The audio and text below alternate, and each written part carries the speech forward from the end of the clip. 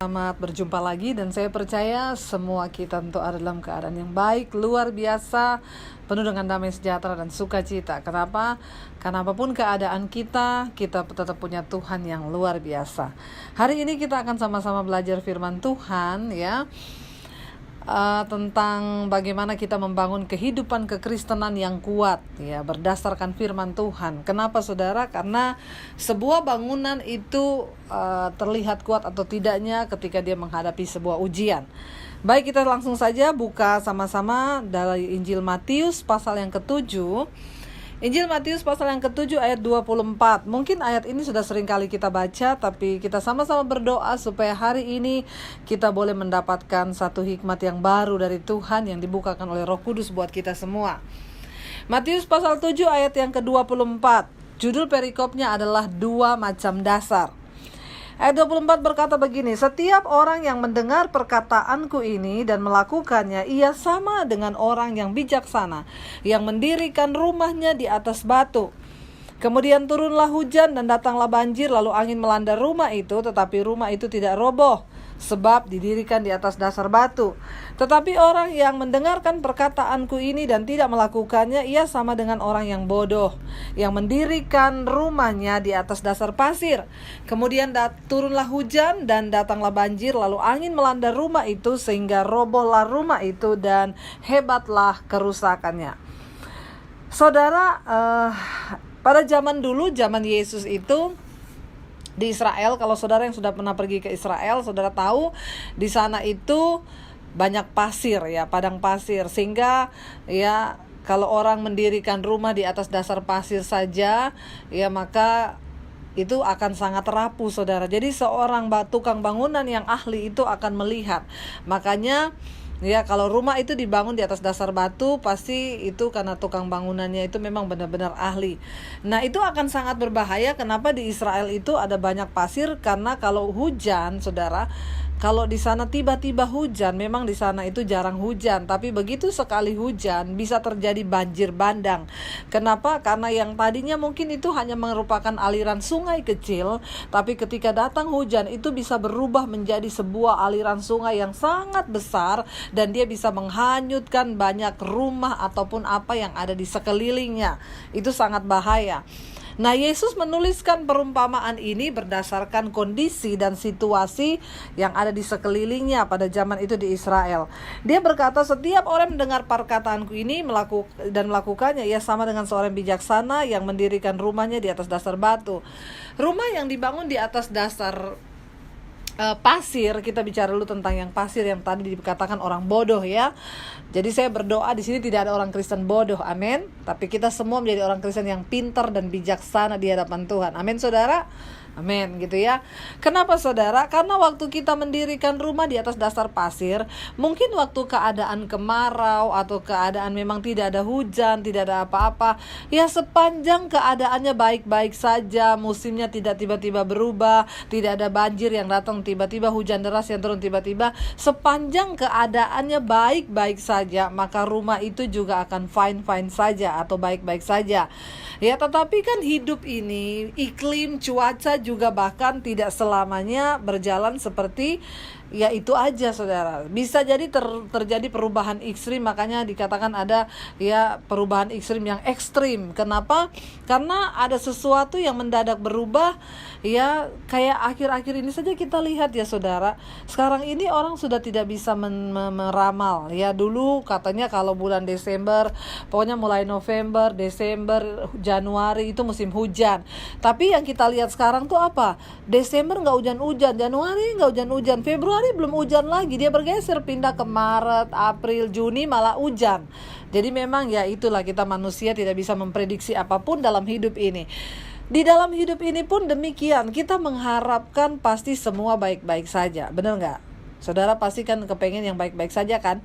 Kalau ada sesuatu yang gak enak kan saudara gak mau kan. Kita ini manusia ya, pengennya uangnya baik-baik saja, keluarga baik-baik saja, ekonomi baik-baik saja, rumah tangga baik-baik saja. Ya, tetapi ada banyak hal yang bisa terjadi di dunia ini yang yang bisa datang tanpa kita undang, sesuatu yang bisa saja terjadi tanpa kita sadari, saudara. Itu artinya, dan itu faktanya. Kita harus tahu bahwa inilah hidup.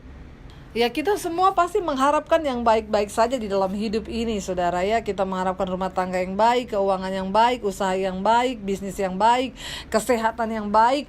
Tapi kan semua bisa terjadi di luar dugaan kita, dan ini membuktikan bahwa kita ini manusia yang begitu rapuh dan kita tidak bisa mengendalikan semua hal dalam hidup ini. Semuanya bisa berubah secara mendadak dan tanpa kita sadari. Ini artinya apa, saudara? Bahwa ya, tidak semua hal dalam hidup ini bisa kita kontrol, tidak semua hal dalam hidup ini bisa kita kendalikan dengan kekuatan kita. Orang yang membangun rumah di atas dasar pasir, selama itu musim kemarau, tidak ada hujan, oke, aman, baik. Tetapi inilah hidup, musim bisa berganti tiba-tiba.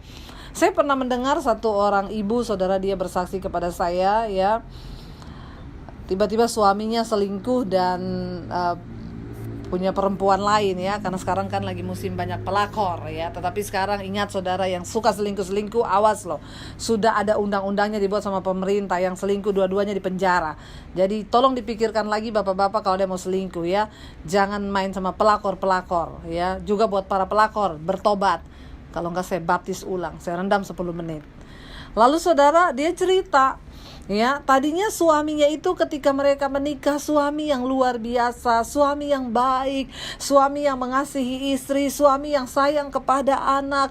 Dia memiliki rumah tangga yang wow, semua berjalan dengan baik, bisnisnya diberkati sampai akhirnya dia menjadi seorang yang kaya raya.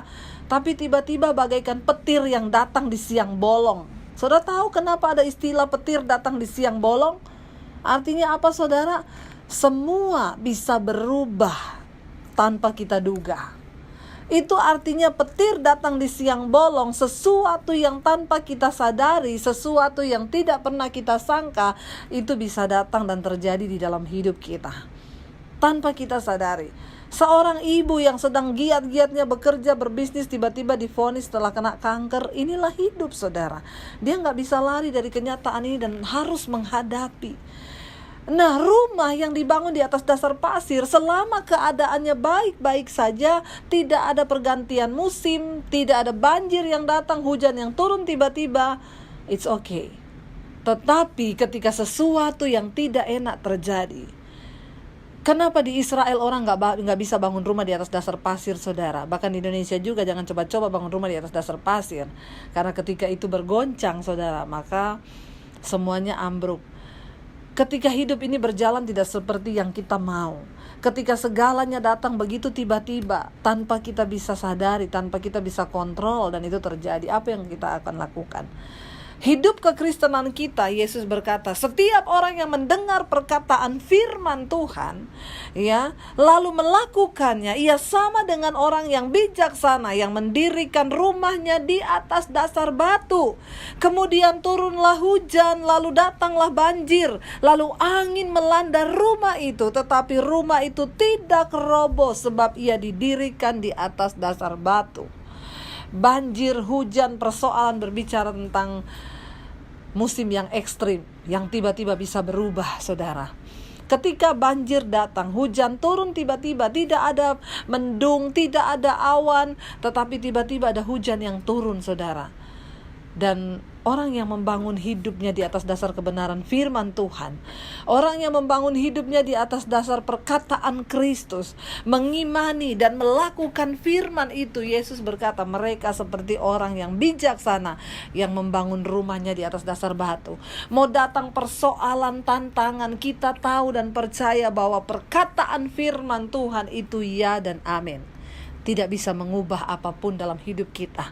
Bahkan maaf, saudara, ketika kita diperhadapkan dengan kematian, orang yang pegang firman Tuhan secara utuh bisa berkata, yes, aku tahu hidup itu bukan hanya tentang di dunia ini saja, tapi ada satu kehidupan dalam kekekalan yang Tuhan sudah sediakan bagi saya. Karena itu Rasul Paulus bisa berkata, bagiku hidup adalah Kristus mati adalah sebuah keuntungan. Kenapa Rasul Paulus bisa berkata hal itu? Karena dia sudah menyadari, dia menjadi orang yang bijaksana, yang menghidupi setiap firman Tuhan. Kalau kita sudah sampai pada titik ini saudara, apa yang bisa membuat kita takut lagi di dunia ini? Bahkan kematian pun tidak akan memisahkan kita dari Kristus. Malah Rasul Paulus berkata, mati adalah sebuah keuntungan karena aku berjumpa dengan Kristus. Jadi entah hidupku atau matiku, semua adalah milik Kristus. Orang yang membangun hidupnya di atas dasar kebenaran firman Tuhan tidak akan mudah goyah. Mungkin Anda digosipkan, mungkin Anda difitnah, mungkin Anda dikatakan hal-hal yang tidak Anda lakukan. Percayalah, orang yang pegang firman Tuhan akan dekat bisa berkata, aku mau mendengar hanya apa kata Tuhan, karena aku yakin Tuhan yang mengenal hatiku. Orang mau bicara apa tentang kita saudara, kita akan tetap bisa berkata, aku tahu Tuhan menilai hatiku dan Dia melihat apa yang aku lakukan. Ada banyak kebenaran firman Tuhan yang akan memberikan kita kekuatan untuk menjalani hidup ini. Ketika engkau menghidupi firman Tuhan, ketika engkau mendengarkan perkataan Kristus dan engkau menghidupi, engkau melakukannya, Tuhan bilang, engkau adalah orang bijaksana yang membangun rumah di atas dasar batu. Tetapi hari-hari ini saya banyak lihat Kristen yang hanya menyebut dirinya Kristen, yaitu Alkitab bilang keadaan manusia di akhir zaman. Secara lahiriah mereka kelihatan masih beribadah, ya, ke gereja tiap hari Minggu, mabok di mobil tapi putar lagu rohani, ya, nggak apa-apa. Yang penting katanya, yang penting lagu rohani, ya, mau hidup kayak apapun yang penting pakai kalung salib, ya. Mereka tidak pernah peduli dengan apa kata firman Tuhan, bahkan mereka tidak pernah mau melakukan firman itu. Hidup menurut kedagingan, hidup menurut keinginan apa yang mereka mau, mengikuti keinginan dunia ini. Mereka mengikuti apa yang menurut mereka itu yang memuaskan daging mereka, tapi mereka gak pernah peduli dengan firman Tuhan. Orang-orang yang seperti ini saudara, ketika menghadapi tekanan mereka mudah goyah. Bahkan tidak sedikit yang akhirnya memilih untuk mengakhiri hidupnya dengan bunuh diri. Kenapa? Mereka tidak punya firman Tuhan. Mereka tidak pernah berakar dalam firman Tuhan. Mereka tidak mendengar perkataan Kristus, apalagi melakukannya. Makanya hari ini firman Tuhan berkata, jangan engkau hanya menjadi pendengar saja, tetapi hendaklah kita menjadi pelaku-pelaku firman Tuhan. Kenapa? Karena Alkitab berkata, jika engkau hanya menjadi pendengar dan tidak melakukan firman, engkau seperti seorang yang mengamat-amati mukanya di depan cermin, lalu engkau segala pergi dari cermin itu, lalu engkau lupa dengan mukamu sendiri. Hello? Saya mau tanya di sini, ada nggak saudara yang lupa dengan mukanya? Ada? Bapak lupa dengan mukanya Bapak? Ya, atau Bapak berpikir, wah saya ini kayak Ari Wibowo gitu. Hello, please Pak. Itu namanya GR. Ya, kita kan semua ingat muka kita seperti apa. Benar nggak saudara? Saya ingat muka saya kalau saya tersenyum ada lesung pipi di sini itu, ya. Saya ingat muka saya, ya, hidung saya mancung banget gitu saudara, ya. Maksudnya kebalikan. Tapi saya nggak pernah lupa dengan muka saya. Kenapa? Karena saya setiap hari bercermin. Saya ingat, bahkan tai lalat saya tuh saya tahu ada di mana saudara, ya. Saya tahu semua yang ada di muka saya. Kenapa? Karena setiap hari saya bercermin.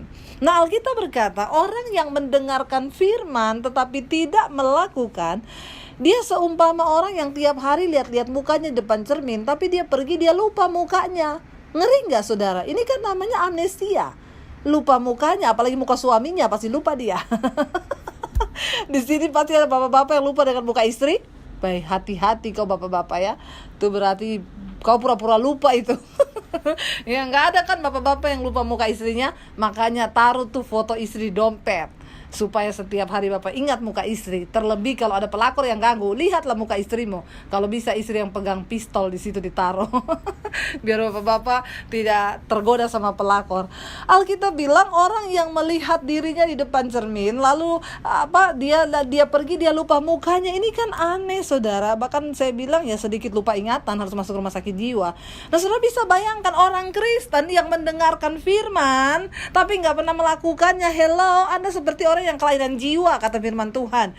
Anda lihat muka Anda tiap hari cermin, tapi Anda lupa dengan mukamu sendiri. Artinya apa saudara? Cermin itu berbicara tempat kita bisa melihat kelebihan dan kekurangan kita. Ketika kita baca firman, kita tahu kelebihan dan kekurangan kita. Karena itu seharusnya orang Kristen yang tiap hari mendengarkan khotbah di gereja, di mana, di saluran channel YouTube saya, jangan lupa like dan subscribe. Ya, itu saudara pasti akan ada sesuatu yang Anda dengar lalu turun di hati dan jiwa Anda, dan itu mengubahkan karakter Anda kan. Anda tiap hari dengar firman lalu saudara tidak pernah berubah, ya. Kita ini untuk apa membaca firman tiap hari? Kita mendengarkan firman untuk apa? Satu tujuannya Yesus bilang, supaya engkau melakukan dan hidupmu menjadi bijaksana. Supaya apa? Supaya pada akhirnya ketika engkau menghadapi musim yang ekstrim dalam hidup ini, semuanya tiba-tiba berubah. Tiba-tiba rumah tanggamu digoncang, tiba-tiba keuanganmu digoncang, kesehatanmu digoncang. Engkau tetap bisa bertahan dan berkata, aku percaya rencana dan kehendak Tuhan itulah yang terbaik buatku. Bahkan sampai di ujung nyawa pun aku tetap percaya Tuhan tidak pernah tinggalkan aku. Karena bagiku hidup adalah Kristus, mati adalah sebuah keuntungan. Orang-orang yang berpegang pada firman Tuhan tidak akan mudah menyerah. Karena itu saudara yang terkasih, hari ini mari kita sama-sama mau bilang, Tuhan kami mau belajar menjadi pelaku-pelaku firman-Mu. Kalau saudara baca Alkitab misalnya, jangan khawatir. Belajarlah untuk tidak khawatir. Seringkali yang membuat hidup kita ini menjadi berat apa? Kita khawatir. Kenapa ditulis dalam Alkitab jangan khawatir? Karena Tuhan tahu dalam hidup ini banyak kekhawatiran. Alkitab berkata jangan takut. Kenapa Alkitab menulis jangan takut? Karena dari sananya Tuhan itu tahu bahwa dalam hidup ini kita akan menghadapi banyak ketakutan. Ya, takut setan, takut mati, takut gelap, takut miskin. Yang takut miskin itu orang-orang kaya. Orang miskin udah gak takut miskin lagi, emang udah miskin. Jadi berbahagialah yang miskin ya, karena engkau yang punya kerajaan Allah. Jadi saudara, kalau kita baca di Alkitab jangan khawatir, jangan takut, itu kan cukup. Kalau engkau mau belajar melakukan firman itu, mengimaninya, percaya apa yang Tuhan katakan, maka hidupmu akan berbahagia. Ada banyak orang-orang yang dibunuh saudara, bukan karena fakta dan keadaan yang terjadi dalam hidup mereka, tapi karena ketakutan mereka. Dan saudara tahu, ya 99% dari ketakutan manusia itu gak pernah terjadi. Tapi orang-orang yang memilih hidup dalam ketakutan dan kekhawatiran, mereka adalah orang yang memilih untuk tidak percaya pada Tuhan. Seringkali kita kan mengalami saudara ya, saya percaya kita ini sering ya. Kenapa? Karena setan itu tugasnya itu tiap hari menembakkan benih-benih ketakutan, benih-benih kekhawatiran. Nah kalau kita punya firman, kita bisa berkata, ya setan bilang, apalagi ini bapak-bapak ya, bapak-bapak itu kan sering hidup itu pakai logika ya. Anaknya itu kuliah masih 11 tahun, udah dipikir dari sekarang, mikir mau jual apa ya. Ibu, ada bapak-bapak yang bilang sama saya, Ibu, itu dekat rumah ibu itu ada tanah saya loh, rencana mau saya jual. Ibu cari-cariin kalau ada yang mau jual. Kenapa dijual Pak? Biarin aja dulu. Enggak Bu, soalnya anak saya mau kuliah. Kuliahnya kapan? Masih 5 tahun lagi sih. Udah dipikir dari sekarang, udah gak bisa tidur saudara. Kenapa? Akhirnya kekhawatiran memberatkan punggungnya ya. Jangan pakai logika, tapi belajar percaya kepada Tuhan. Jangan sampai saudara masih 10 tahun udah saudara pikir ya. Kadang-kadang kita nih perlu loh saudara baca firman, renungkan. Jujur, dari antara sebanyak saudara yang hadir pada malam hari ini, berapa banyak yang sungguh-sungguh merenungkan firman Tuhan lalu belajar mau melakukannya? Tuhan, saya mau belajar melakukan Dan kalau kita semua mau mendengar firman lalu belajar melakukannya, saya percaya saudara, hidup kita lambat laun akan mulai berubah. Karakter kita akan mulai berubah. Semuanya akan mulai berubah. Kenapa terjadi banyak perceraian dalam tiap rumah tangga? Karena Anda tidak belajar mendengarkan firman dan melakukannya. Kalau semua orang Kristen belajar mendengar firman dan melakukannya, maka semua rumah tangga pasti diberkati Tuhan. Tidak ada perceraian. Ya, kalau semua orang Kristen belajar mendengarkan firman dan melakukan firman itu, tidak ada perpecahan di gereja, tidak akan ada kehancuran, tidak akan ada ketakutan yang begitu luar biasa. Persoalannya bukan musim yang ekstrim yang tiba-tiba berubah, tetapi bagaimana engkau membangun sebuah rumah itu yang penting, kata Yesus. Di Israel, seperti yang saya katakan tadi, kenapa Yesus mengatakan hal itu? Karena di Israel itu pasir semua. Nah Yesus ingetin, dan kalau tiba-tiba datang hujan, itu sungai yang kecil bisa jadi banjir bandang, itu rumah bisa ke bawah semua. Makanya Yesus bilang, selama memang kalau musimnya baik ya rumah itu aman. Tapi kan kita gak tahu hidup ini. Orang yang membangun rumah di atas dasar batu, Di atas dasar kebenaran firman Tuhan, ujian boleh datang, tantangan boleh datang, tetapi engkau tetap bisa berkata, aku percaya Tuhan yang pegang kendali atas hidupku. Dan ketika sikap hati kita semua tertuju hanya kepada kehendak Tuhan, ketika kita semua belajar mempercayai firman Tuhan, apa yang bisa menggoyahkan kita? Saya berdoa saudara, berhentilah menjadi orang yang bodoh. Engkau sudah punya Tuhan, engkau sudah ikut Yesus. Ini loh, seringkali orang Kristen udah ikut Tuhan tapi beban dia pikul terus sendiri. Bertobatlah dan belajarlah untuk berserah pada Tuhan. Percaya pada firman Tuhan. Yesus berkata, datanglah padaku hai kamu yang letih lesu dan berbeban berat, aku akan memberikan kelegaan kepadamu. Kalau engkau sudah bertahun-tahun menjadi orang Kristen tapi engkau belum lega-lega, tapi engkau masih hidup dalam kepahitan, engkau masih hidup dalam kekecewaan, hidupmu masih belum dimerdekakan dari semua ikatan dosa, ada yang salah dengan kekristenan Anda. Bertobatlah saudara. Sebelum Tuhan jemput Anda pulang, selama masih ada kesempatan untuk bertobat, mari kita bertobat. Hari ini saudara, kita tidak punya banyak waktu lagi untuk bermain-main dengan kekristenan kita. Ambil pilihan hari ini, engkau mau mendengarkan firman dan melakukannya, atau cuma mau santai dengan hidup ini dan engkau tidak pernah peduli dengan apa kehendak Tuhan dalam hidup kita. Percayalah, hidupmu berubah ketika engkau belajar melakukan firman. Karakter kita berubah ketika kita belajar melakukan firman. Ada banyak hal dalam Alkitab. Firman Tuhan bilang, jangan marah. Kita berlatih untuk tidak marah. Saya ini dulu orang yang emosian, ya. Dan ya suami saya lah yang paling tahu. Ya, tetapi ketika saya belajar melakukan firman, ada banyak hal yang Tuhan ubahkan dalam hidup saya. Saya belum sempurna, tapi saya masih menuju kepada kesempurnaan. Dan biarlah Tuhan yang menyempurnakan kita, tetapi Dia melihat usaha kita. Kenapa? Karena Tuhan gak bisa bekerja kepada orang yang sama sekali tidak mau berubah. Ingat saudara, kita semua punya kehendak bebas, dan Tuhan itu tidak bisa memaksa kita ketika kita tidak mau berubah. Ya, makanya ya ada banyak pemahaman keliru dari orang-orang Kristen sekarang yang mereka pikir kita kan diselamatkan bukan karena perbuatan baik, tetapi karena kasih karunia. Oke, iya, kita diselamatkan karena kasih karunia. Itu titik awal ketika kita diselamatkan. Tuhan gak pernah lihat masa lalu kita. Tapi waktu kita sudah diselamatkan, firman Tuhan berkata, iman itu bekerja dengan perbuatan. Kita yang harus berubah, kita yang harus punya kerinduan untuk mengubah hidup kita sesuai firman Tuhan. Karena kita punya kehendak bebas. Dan ketika kita mau berubah, maka Tuhan yang memampukan kita. Roh Kudus yang memampukan kita. Tapi setiap hari, dulu ketika pertama kali saya bertobat, saya menyadari sekali betapa karakter saya itu hancurnya luar biasa. Betapa rusaknya hidup saya dulu. Setiap hari saya berlutut, saya menangis di hadapan Tuhan. Saya bilang, Tuhan, ubahkan aku Tuhan. Ubahkan aku, saya pengen jadi orang yang sabar, saya pengen menjadi orang yang lembut dalam perkataan, saya pengen Tuhan Engkau ubahkan saya menjadi orang yang tidak takut, menjadi orang yang tidak khawatir. Dulu saya penakut loh saudara, kalau di tempat gelap, lihat gelap gitu, takut setan, takut apa. Tapi waktu saya kenal Yesus, saya mau diubahkan. Saya baca Alkitab dan sebuah dorongan dari hati saya melakukan semua firman yang Yesus katakan itu. Maka Tuhan turut bekerja dengan iman kita. Roh Kudus mengubahkan kita. Tapi selama kita gak buka hati dan berkata, ubah kami Tuhan sesuai dengan perkataanmu, ubah kami sesuai dengan firmanmu, maka dia juga Tuhan tidak bisa mengubah kita. Saudara, ingat loh, apa sih tujuan akhir dari kehidupan kita di dunia ini?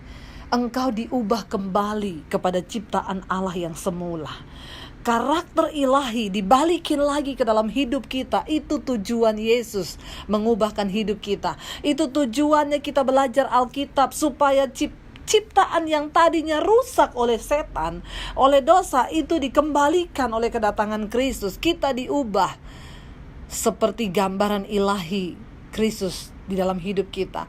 Makanya saudara, Yesus berkata, bukan setiap orang yang berseru padaku Tuhan, Tuhan yang akan masuk dalam kerajaan sorga, tetapi mereka yang melakukan kehendak Bapa. Nanti kapan-kapan kalau ada waktu saya akan sampaikan tentang firman ini. Ini penting dan ini tujuan akhir dari kekristenan kan, mencapai sorga yang Tuhan sediakan buat kita. Bukan hanya di sana nanti sorga yang tidak kelihatan, tapi di dunia ini Tuhan mau kita hidup dalam kerajaan sorga yang sudah disediakan. Ya, dan saya percaya kita semua pengen kan saudara, bukan nanti mati kita mengalami damai sejahtera, sukacita dan kebenaran itu. Tapi selama kita masih hidup di dunia ini, Tuhan mau engkau mengalami sorga yang sesungguhnya, yaitu kebenaran, damai sejahtera dan sukacita. Dan itu bisa kita dapatkan ketika apa? Ketika engkau mendengarkan perkataan Kristus dan engkau melakukannya. Engkau seperti orang bijaksana yang membangun rumahmu di atas dasar batu.